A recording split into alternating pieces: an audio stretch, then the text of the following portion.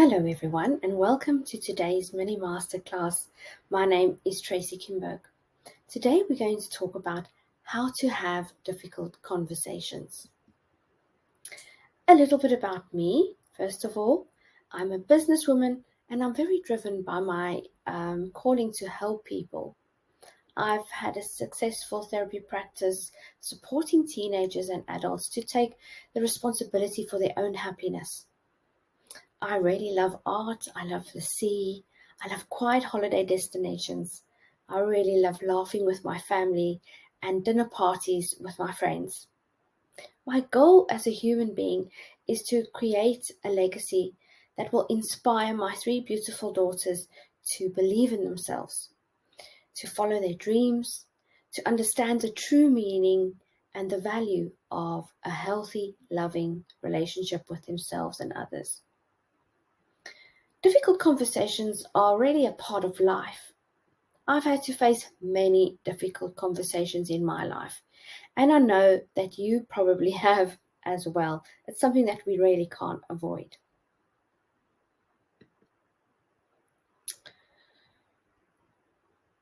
I'd like you to take a moment to really think of 3 difficult conversations that you had or have to have, and maybe even think of a difficult conversation that you have to have with yourself. One of the most important aspects of relationships and relational intelligence is, how do we have difficult conversations? How do we break up with somebody? How do we tell somebody that they can't work here anymore? How do we give someone negative feedback or feedback that we know is constructive, but you know that it might upset them? How do we make ourselves vulnerable in a difficult conversation? And how do we bring out the vulnerability in other people when they have when we have a difficult conversation with them? Difficult conversations are often defined by the topic, but I believe that difficult conversations are more defined by the avoidance and the challenge that we face within them. We find it ourselves very reluctant to have difficult conversations because we don't like having them. We know we have to call that person. We know we have to have that conversation. We know we have to do it, but it just doesn't happen because we dread those feelings of those conversations and that welling up of uncomfortableness. Before we start getting into this topic of difficult conversations, I'd like to tell you a little story. When I was a child, my dad used to often take me on drives. So mostly on a Sunday afternoon, we would call it a Sunday afternoon drive. And as we were driving, he would tell me many stories of his life, past events, things that happened, things that he regretted, things that he wished he'd done differently. He told me about his childhood experiences, good and bad. And as a child, I didn't really know why he was telling me this. I didn't really even think about it. The truth is that I just knew that he was telling me a story. But in actual fact, I was absorbing all these stories and I was filing them away deep in my mind. It wasn't until much later in life where I became aware of the impact of these stories. I realized what he was actually telling me was that he wanted to pass things on to me. It wasn't just about the things that happened in his life, or even the things that he wished had happened. He was teaching me how to deal with difficult situations, how to approach people that are difficult, how to empathize with others' experiences, and how to deal with my own feelings, my own hurt, my own pain, and my own disappointments. He was, in fact, teaching me skills of communication, how to listen without interrupting, how to ask questions without being confrontational, how to give feedback without being judgmental, and how to, be in tune with myself within conversations. So let's start talking about how we're going to understand better about difficult conversations and the skills that we need within difficult conversations so that we can nurture relationships between. It's mostly about two people who really care deeply about each other, isn't it? Either someone that you love or really care for. But sometimes we don't know how to best communicate our feelings with each other. I realized that those conversations that I had with my dad was really based on relationships. So today I want to talk about how we can have difficult conversations with ourselves and with others in a way that really builds a lot of trust and openness and a connection in our relationships.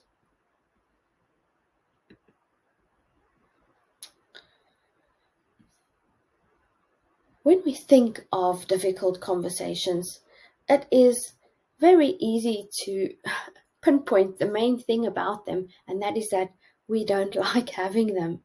But why don't we like having them?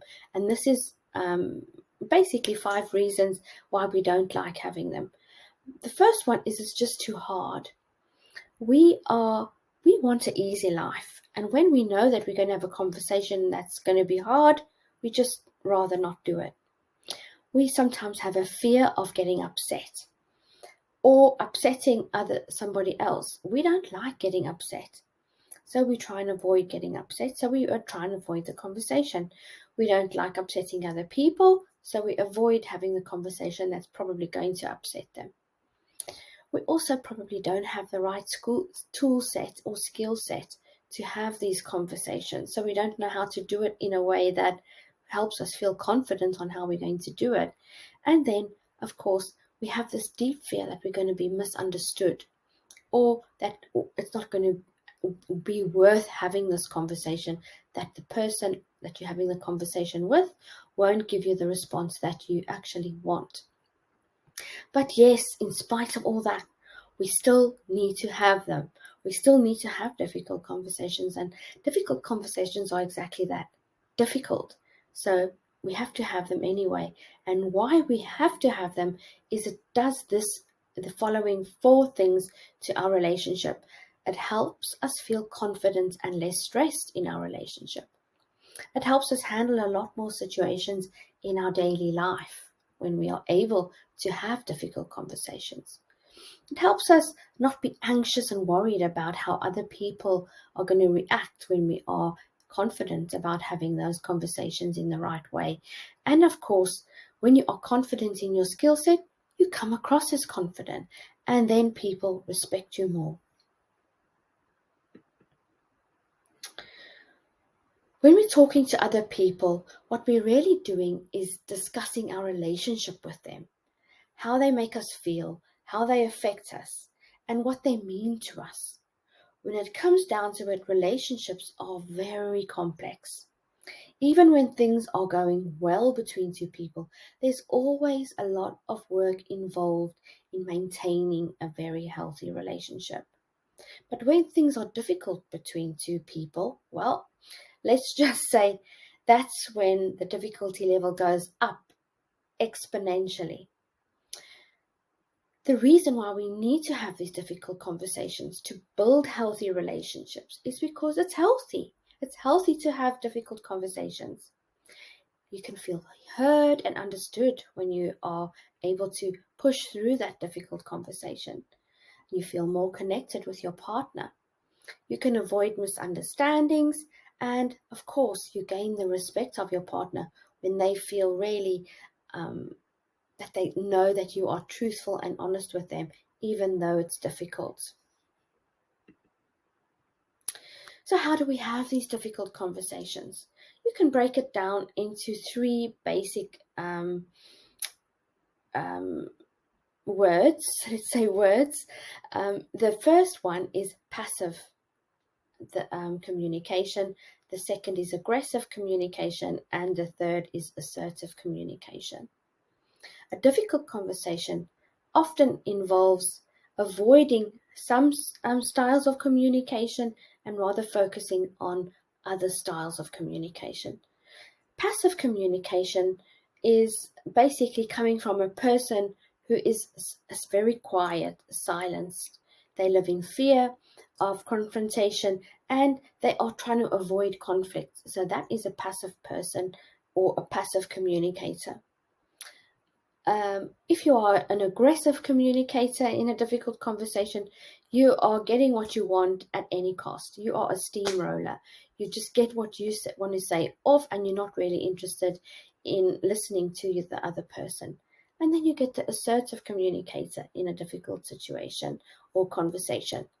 This person is very honest. They're very respectful, and they're open with their feelings when it comes to discussing something difficult with somebody. We can divide it into 4 quarters to explain it a little bit better. At the top, you have high regard for others, and at the low, you have low regard for others. At the far left, we have high regard for self, and on the right, you have low regard for self. So you can decide where you want to communicate in. If you look at high regard for others and high regard for self, that sounds pretty good. Low regard for others and low regard for self on the bottom right in that quarter doesn't sound very good. And that is where some of us end up communicating when we have difficult conversations. And this is how we fit the aggressive, passive, assertive styles into these quarters. High regard for self and high regard for others is in the assertive bracket. Aggressive is in high regard for self but low regard for others. Passive aggressive is low regard for others and low regard for self. And then the passive person is just high regard for others and low regard for self. But let me explain this a bit more. If someone is aggressive, they express themselves over others. They're very steamrollery, like I said earlier. They belittle or dismiss others. They ignore them. They throw insults around, and they attack other people's opinions, telling them that they're wrong or stupid without giving them the opportunity to actually voice their feelings and emotions. Then you get the passive-aggressive person on the bottom left. The passive-aggressive person is still quite aggressive. They say they're not aggressive, but they are. They deny their own personal responsibility of the situation. They use covert aggression, which is they will be slamming cupboards or ignoring you or something like that. That is passive-aggressive behavior. Sarcastically behavior, which is making fun of you, pulling faces, or mimicking you, agrees to avoid the discussion, decides that they are not going to talk about, let's not talk about it then, that type of behavior. And then defects on the agreement. So they will say, I'm not going to have the discussion, or I'm not going to do that anymore because you did this, so I'm not going to do that anymore. And they also have this martyr type of things like everybody's against me, nobody wants to listen to me. The passive person is very quiet. They don't say much. This often goes hand in hand with the passive-aggressive and aggressive person. So the one might be the aggressive or passive-aggressive, and the other one might be a passive person. So back to the passive person, they are very quiet. They put themselves down. They say, oh, I'm so sorry. It's all my fault. I'm very sorry. And they hide their feelings. They don't speak up. They don't say, I feel that I have a right to also have an opinion in this matter. No, they will never voice their own opinion or their own feelings. And then we go to the last one, which is the assertive communicator in a difficult conversation. They directly express their needs, their wants, and their feelings. They expect others to be completely open and honest because they are completely open and honest. They accept different opinions without dismissing them. So they're not prejudiced. They are willing to listen and have an open mind to maybe even adjust their opinion at the end of the day. That is an assertive communicator. So it's very obvious that we want to be in the assertive communicating quarter when we do have a difficult conversation. Assertive conversations look and sound a certain way. I'm going to break it down into what they look like, what your beliefs are when you're having a difficult conversation, the emotions that you have when you're having a difficult conversation, and the goal when you do have a difficult conversation, because you need to go into a difficult conversation prepared. And if you can think of how you're going to look, what you're going to be thinking, what your emotional state is going to be, and what's your goal of the conversation, then you're already halfway there. So first of all, your look. You need to look really relaxed and comfortable. Focus on your body language. Don't sit with folded arms. Have an open face, open body language. Make eye contact. Don't look away. When someone's having a difficult conversation with you, make sure that they are making eye contact with you, not going on their phone or looking around and getting distracted. Your belief as you're going into it, what are you thinking is similar, is you have to believe that your needs are as important as the person that you're speaking to, that you both have equal rights in this conversation. We can both make very valuable contributions to this conversation, and that I am taking 100% responsibility for my own emotions, and I trust that you are going to take 100% responsibility for your emotions as well. And then the goal. I forgot to say with the emotion is that you have a good self-esteem and that you feel very positive about yourself and the other person, and you have positive feelings about the actual conversation. You believe that this is a good thing to do. Even though it's uncomfortable, you know within yourself that you are pushing through it because you know it's the right thing to do. Right, then we get to goals. The goal of your assertive, difficult conversation is to be completely honest. That's the first one. You need to be honest. You need to express yourself accurately. Make sure that you use the right language to explain yourself, and make sure, of course, that the person that you're having a conversation with really understands what you're saying by asking them, do you understand? What do you understand?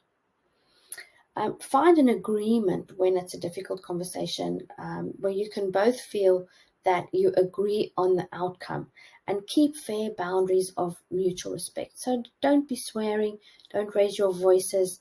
If the other person needs you to repeat what you're trying to say in a different way, then try not to lose your patience. And that is a win-win type of conversation. And remember, I always say, try and focus on, I'm okay, but you also okay. There's nothing wrong with me, and there's also nothing wrong with you. And that's how we're going to resolve this issue. I hope that makes sense to you. Then, of course, we have the golden rules for success. And there are quite a few of those, so I'm going to go through them one by one so that you can understand how important it is to follow these rules, and you can write them down and keep them close by, so that when you do have a difficult conversation, that you will go back to these when you prepare for it and remember to use them. The first thing that you need to do is, I just want to put my thing off. There you go. The first thing that you need to do is say positive things first. Now, you can say positive things first, but keep in mind that when you approach a difficult conversation and you say, well, I'm going to tell you what you did right first, the person automatically will know that you have something heavy to follow. So don't think that that's not going to be hard. It's still going to be hard for them. And often be mindful that when you say to somebody, I need to talk to you about something, but I first want to tell you what you're doing right. Or let me tell you what's going well before you give somebody feedback, for instance. They automatically know, okay, right, something bad's going to come, and they're probably not listening to you anyway. But that is just a very soft entrance to it. Don't bombard them with all the negative stuff first. Acknowledge that this is a difficult conversation. This is so important to say that this is going to be a really hard discussion for me to have. And I know that you might get upset and that I might get upset, but I think it's important for me to have this conversation. That's a very good way to start. Then add that you've been on the other side. You can say, well, I'm going to have a very difficult conversation with you today. It's difficult for me to have this, but I want you to know that I've had this conversation before and I was on the other side, and I know what you feel like. So I want you to know that this is hard for you. I know that this is hard for you, just as hard as it is for me to have. It just helps a person realize that you have empathy for them and you understand how they're feeling in the moment. If appropriate, you can engage on physical touch. The research shows that when you are having a difficult conversation with someone and you maybe put your hand on their hand or on their knee, then it does soothe them. But it has to be appropriate. If someone is not comfortable with physical touch, then you need to pick up on those signals and rather not do it. But it definitely does help with your partner. For instance, if you're having a discussion, to sit next to them, put your hand, or say hold hands, or put your hand on their knee, and that can often alleviate the tension. Choose the right time, very important. Don't be having a difficult conversation with your partner when they've just come back from work and they're very stressed out. Choose the right moment where you're not going to be interrupted, when you're both feeling calm. And, that will definitely help so that the conversation doesn't add more stress and irritation to it. Your body language and your tone of voice. So important. Body language and tone of voice can definitely affect a difficult conversation. Do you sound tense? Do you sound irritated? Are you speaking too loud? Are you speaking too high pitched? A good tip is to say this to yourself, aha, aha, which is a high and a low, and speak in the low. Think of David Attenborough, for instance, and he's got a very soothing voice. So don't be, condescending with that point, but be mindful that you speak in a slow, low tone, because it is a very calming tone. And the volume, of course, is very important. Don't speak too loud. If you notice yourself getting loud, then rein yourself in and speak a bit softer. The next one is to use I statements. Use I and we rather than you. You is so accusational and it makes people get defensive. So rather express yourself by saying, I feel this way, or I would like it if we were able to talk about this without getting annoyed at each other. That would mean a lot if we could work together to find a solution. Something like that would be a very effective way. The next one is focus on the blame. The problem. Don't blame. Focus on the problem. Keep your focus on the problem. Don't say you always do this. You did that. You said this. That is not going to get you anywhere. Focus on the problem. The problem is that you feel a certain way. I feel this. I need this. How can we try and fix it? I've noticed that this is happening in our relationship. And, try not to be too critical and accuse the person or blame them, because that will make them feel defensive. Listen, don't interrupt is the next point. Oh, so important. We often listen to defend, listen to give feedback, listen not to hear and understand. So listen, don't interrupt. Very important. Discuss one problem at a time. A lot of us have become guilty of this, where we bottle things up. When we do have a difficult conversation, we literally throw it all out on the table at once. All the problems. You did this yesterday, and the day before that you did that. Why didn't you say this? You said this and then you did that, all at once. That's not very constructive way to do it. It's best to just choose one problem and talk about that. And once that is solved, you choose the next problem at a different opportunity. And it also helps us to remember not to bottle up problems. Tackle them as they arise so that you can avoid this feeling of spewing out all your differences at once with someone to have a difficult conversation that is far too overwhelming. Then have time out if needed. Call a time out. You can have a 3 to 10 minute, maybe even a half an hour break if you sense that someone's getting really upset or flooded emotionally, or maybe you feel like you need to have time out. Maybe you've reached a gridlock in the discussion and nobody wants to budge. Then say, right, let's take a break and we'll come back in 10 minutes and see if we can find a better solution. Just take a little bit of a break. And the last one is, remember, your goal is a win-win. Nobody has to feel like they've lost. If it doesn't go completely your way or completely their way, it doesn't mean that you've lost or they've lost. It's a win-win when people are willing to actually compromise. So that brings us to the end of this mini masterclass. And I'd like to leave you with this very important message that I always say to my clients. Difficult conversations can be extremely challenging, but I believe that these are the times that might be the most important to have. They are the times when we become very, very real, very vulnerable, and show that we care enough to speak up. So keep speaking up, people. And remember, you're invited to join my Facebook page, which is called my Facebook groups, which is focused on relationships, called Relationship Mastery Advice. You can look me up on that Facebook and join that group where I share loads of tips and advice on relationships. And you can contact me on my email address, tracy@tracykimberg.com. My website is tracykimberg.com, and I've left my number here too if you would like to call, and you can opt for a 30% off on my couples program, which is a really great discount for you at the moment. So just quote the hashtag wow. Thanks for listening, everyone, and I'll see you at the next masterclass.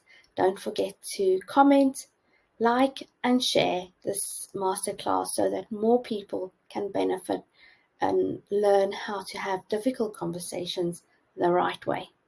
Have a lovely day.